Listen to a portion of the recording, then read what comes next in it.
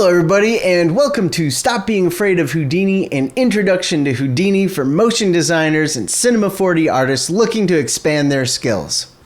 I'm going to start this whole thing off with three bold words.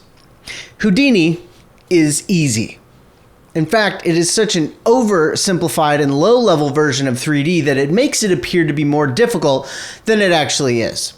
Just starting out with the interface, it can be hard to know where to go, and it creates node trees that can appear very daunting when in fact it's just a flowchart of simple instructions that build upon one another to create something beautiful or complex. Any Houdini project in the end is just as simple or as difficult as you make it, like anything else. Say you gotta clean your living area. That's pretty basic. You just use your arms and legs and you go and do the work. Nobody is going to make you write out a bunch of code to accomplish that simple task. But if you really wanted to and you had the resources at your disposal, you maybe program a robot to procedurally go and do all this for you and do it much more frequently than you would if it were just you, so long as you are willing to apply a little maintenance here and there to guide that robot along. I know that that's sort of an outrageous example, but that's really a lot how Houdini works.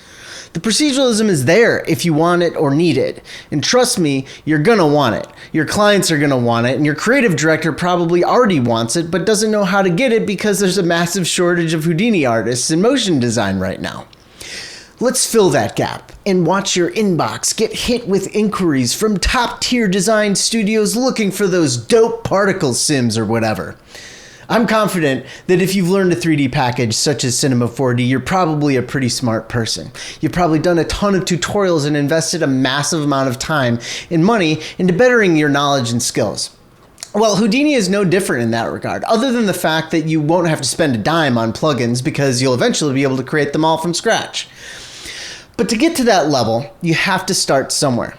And if you've ever opened Houdini and just tried to do some stuff all on your own, it becomes very apparent very quickly how not your father's Cinema 4D this software is.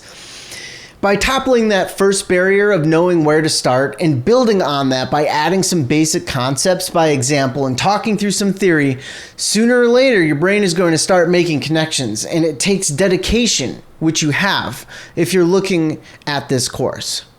You just gotta give it your all and keep pushing through. And always remember that 3D motion design is not a lifestyle choice. Not for us. For us, there is no choice. It's likely your obsession, your hobby, and your dream job all at the same time. And if that's true for you, and I hope that it is, then you probably love the pain and joy that come from solving tough problems, design challenges, and the constant learning of new things that are all a part of the job. And if that's what gets you up in the morning, then I am here to tell you that you are in the right place. Learning Houdini is one of the most satisfying and rewarding challenges that you will ever face. It is the gift that keeps on giving, where the learning never, ever, ever ends. It is my honor to share with you what I've learned over the years and to be part of your journey and let you know that there is nothing to be afraid of. The discoveries hidden inside this software are so special. I just want to shout it from the top of the world once and for all. For all of you who are like me, who love computers and graphics and animation, stop being afraid of Houdini. You got this. So let's roll up our sleeves and our pants and get into this freaking tutorial series once and for all.